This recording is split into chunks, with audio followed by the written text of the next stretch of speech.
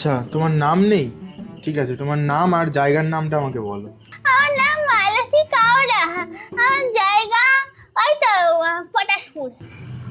তোমার নাম তো নেই। আচ্ছা, তোমার বাবা মার নাম কি? আমার মা তো সেই অনেক কাল আগে, সেই ছোট্টবেলায় মারা গেছে। তারপর বাপ দাদা থেকে মা ধরে আনলো, মানে বিয়ে করলো আর কি।